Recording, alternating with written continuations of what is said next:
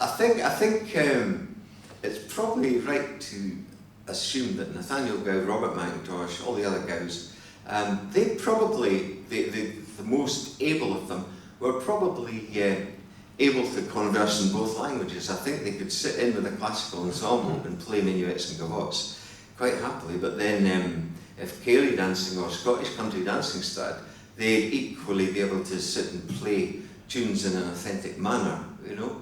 Whereas today, if you were to pick any fine classical musician who wasn't au fait with the Scottish genre and say, here, play these strathspeys for me, or play these jigs for me, or play these reels, they'd be not perfect, and probably rhythm perfect, but with a totally unbelievable accent. I always use a linguistic metaphor here, you know. If you've got a bunch of people who can speak the English language, then say, right, I want you to read this passage, but first of all, read it in a Doric accent, then read it in a Geordie accent, then read it like someone might from the West Isles, you know.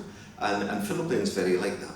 You've got these regional accents, which I hinted at earlier, are possibly in danger of being diluted because of the easy access to all sorts of styles. Whereas in the days of geographic isolation, the styles were very much in the style of the key fiddler in that particular area. So around about Perthshire it would have been in the style of Neil Gow.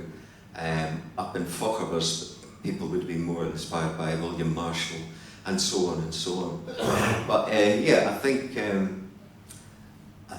hope that answers your question. I think Neil Gow was very much a Scottish fiddler and subject to limited influence as he developed as a fiddle player, whereas his sons, when they moved down to Edinburgh and to London, they took with them what they'd acquired from their father and from the other fiddlers of Perthshire. But at the same time, they would readily absorb and assimilate the styles they heard being played around them. One thing just from that briefly, did Neil Gow read music? Do you know? I think he did, but I think his reading was limited and his writing was limited compared to Nathaniel. And I think that's why Nathaniel, one of the important things which I've not mentioned, of course, was saying Nathaniel got big into publishing, and it's thanks to Nathaniel's publishing efforts that a lot of the music survived, you know. Some people make a big deal about not being able to read and just learning by ear, which is all very well, but if that was the only way that music was passed on, then all the difficult tunes or all the tunes which particular fiddlers didn't like wouldn't get played, and therefore would be forgotten. Whereas Nathaniel and his siblings got all these tunes jotted down. So even the difficult ones and the maybe not so cheery ones survived, you know. But yeah, I think Nathaniel is the most musically literate of the Gow family. Yeah. Two things. Firstly, on the business of cultured traditional fiddlers, folk fiddlers, David Young, who started in Aberdeen and went down to Edinburgh and went back to Aberdeen, who is one of the major sources of music from the Lowlands. When he went back to Aberdeen, he was a founder member of the Aberdeen Music Society, and he kept the records. And if the music that they had in their library is anything to go by, he was a classical fiddler, as well as being conversant enough to produce all his manuscripts of Lowland music in the style you'd expect them to be. The other thing that I wanted to say was what struck me when I worked my way through the Gow's repositories is that at the beginning, I think it's in the second one, the notes at this page in the second one, is complaints about the fact that as he's been travelling around the country, everybody plays his tunes differently. And he lays out his intention to put a stop to that.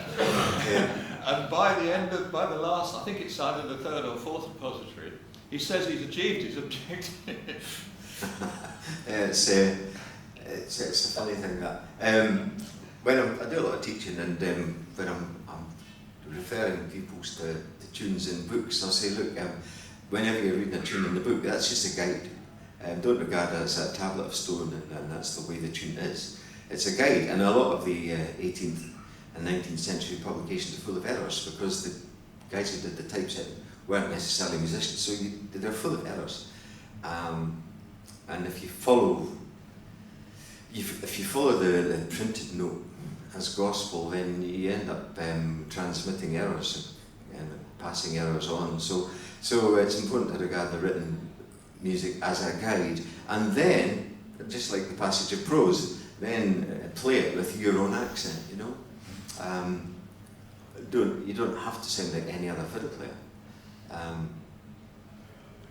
But again, the way a tune is played is not the same as how tone is produced on a fiddle. You know, so there are aspects of technique which help you to produce a gentle tone or a harsh tone or a loud tone or so on.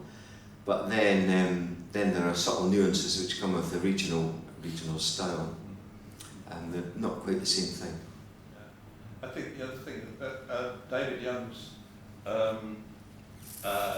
he produced so many sources. I think there are 5 manuscripts of his music that you can actually compare 4 different versions of the same tune in his hand. Calvert particularly was the one I looked at. And there are subtle differences in the way he writes it out. The actual notes he writes out. The cadences are different. There are 4 different ways of playing that tune in his own hand, so he never played it the same. Yeah. It's nice if you're playing a tune more than once to play it slightly different the second time. But and if you listen to American fiddle players, there's a lot of tunes in the American fiddle repertoire which are obviously descended from Scottish or Irish melodies, and they've taken on a whole new different accent, you know. Again, subject to different influences out there, like influences from the French people who moved out to North America and so on. So I think it's nice that tunes do get played differently, and it makes for a diversity rather than a uniformity.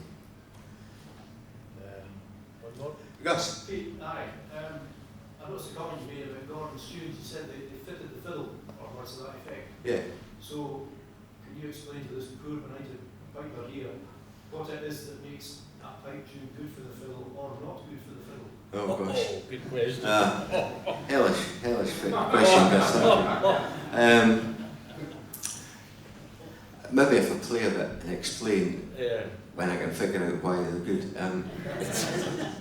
Maybe I should have submitted this before. I was playing the famous Baraban.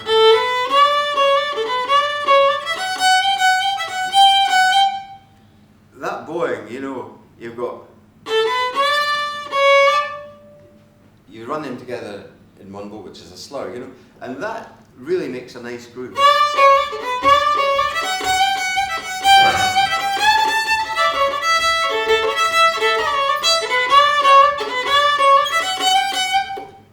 It just feels good as a fiddle player, you know. And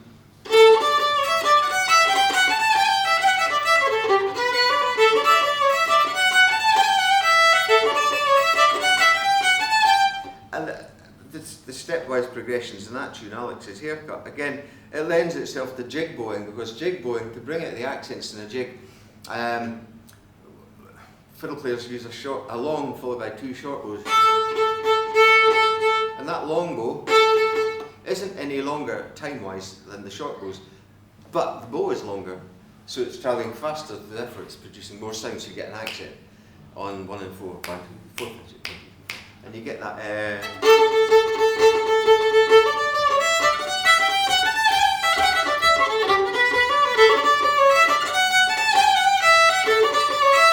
The other thing, of course, because of the limited range of the pipes, that limited range, fortunately, falls within first position for a fiddle player.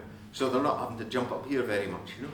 And most traditional fiddle music is set in first position, that's what we call down here, playing there without going to be up here. You know. So that's another very important plus. And the other thing is when fiddle players master things like the sneaky 9/8 in Pitlochry High School centenary, they're quite smug, because they know what's coming and they can play it, and they just watch the naive guitarist or piano player just get totally messed up with it. You know, how's it go again?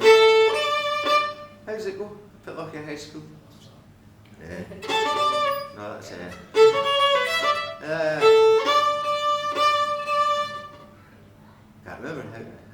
I'd have to play the whole set of 20 minutes. You know when one tune acts as a trigger for the next one. So. But yeah.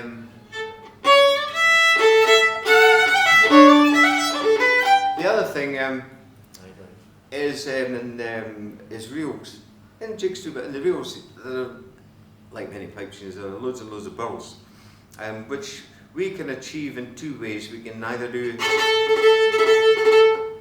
a bow movement, which produces that effect, or you can use a grace note with your left hand. Just a quick on and off with the fingers. And all that does is it cuts the note, it stops the note vibrating for a fraction of a second, so you get a rhythmic effect. And that sort of craning, if you like, is referred to as cuts in North America, you know. So you've got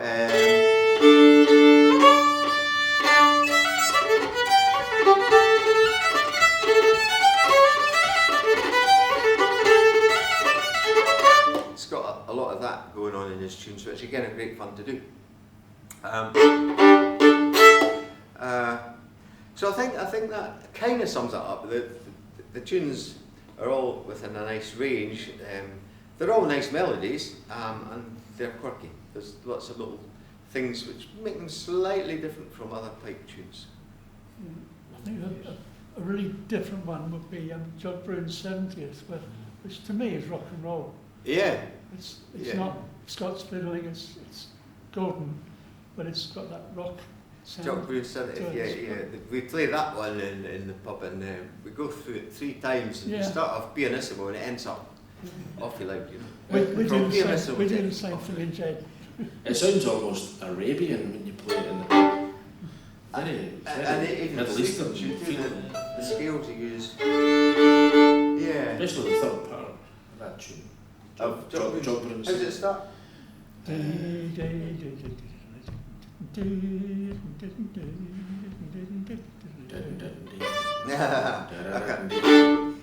I'm finding, as I plunge deeper into my 60s, the fingers, touch wood, are still working, but the brain, the power of recall, it's not just the notes, but the names too, you know.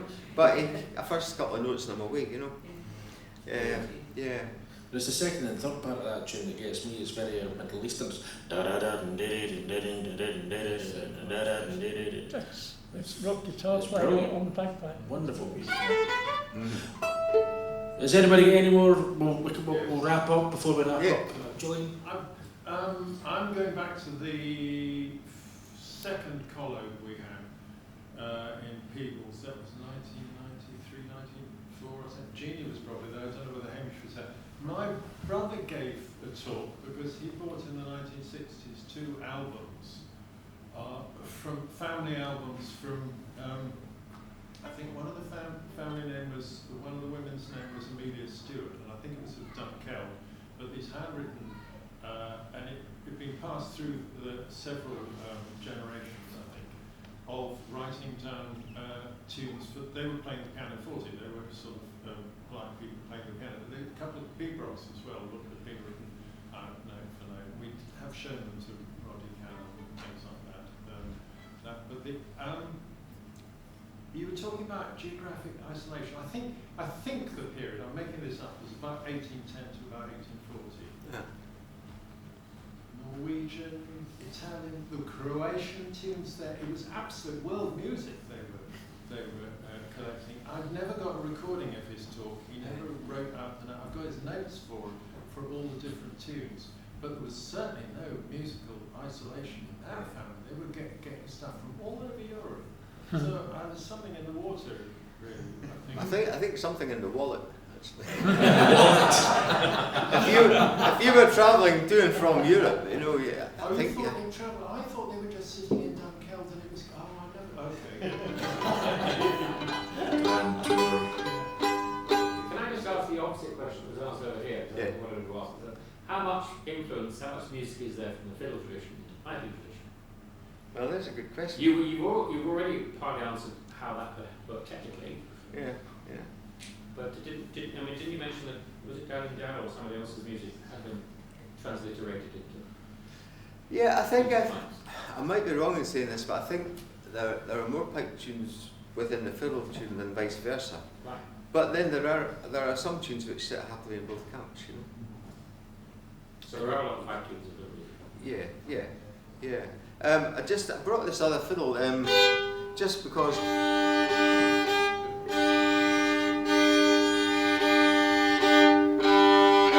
in some of the older books, and in David Johnson's book about fiddle music in the 18th century, there's mention of pipe repertoire and suggested open tunings. You know, if you play guitar and instead of using conventional tuning, you can tune it to a chord. The best known as dadgad, where you tune the strings to D-A-D, G-A-D. So they all resonate and sound harmonic. And the fiddle can do the same thing, you know. Here I've tuned I've left the G and the D as they are, and I've tuned the A down to G. So that's an octave above the low string. And then I've tuned the top one to a B, I think it is. That's tuning strings down rather than up. Some forms of open tuning, or scordatura it's called, advocate tuning the G and the D up to A and E, but I don't like taking strings upwards. I like slackening them rather than tightening them. And it gets a very sort of resonant, almost like Hardanger fiddle, you know, in Norway.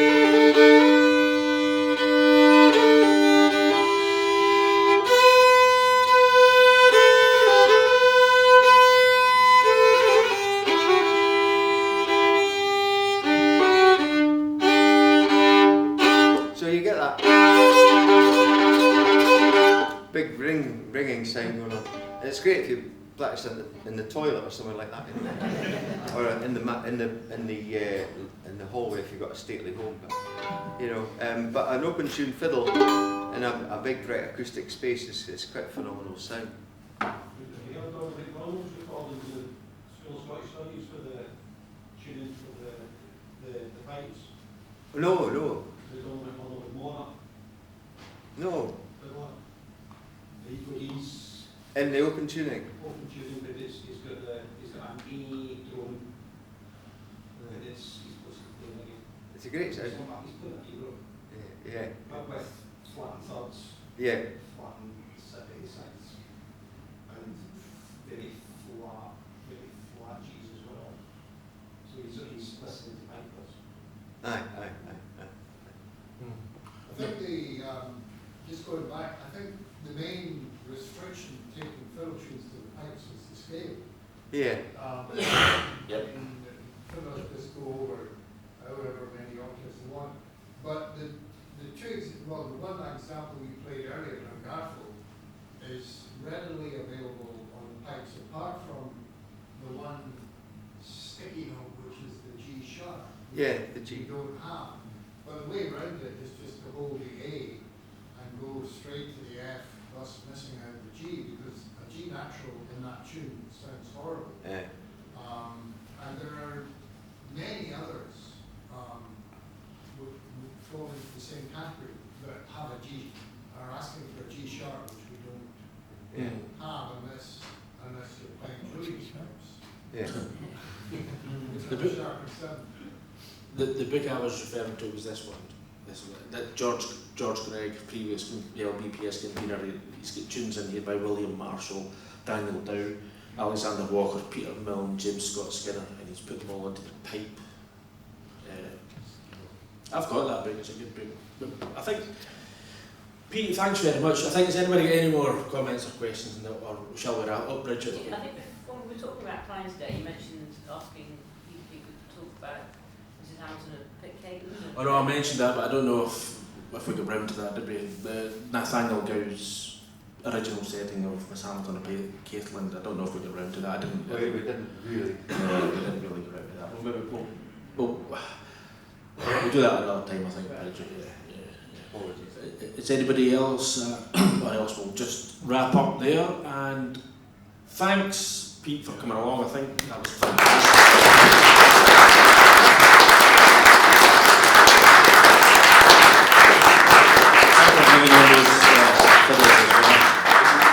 We've got Pete's obviously playing later on.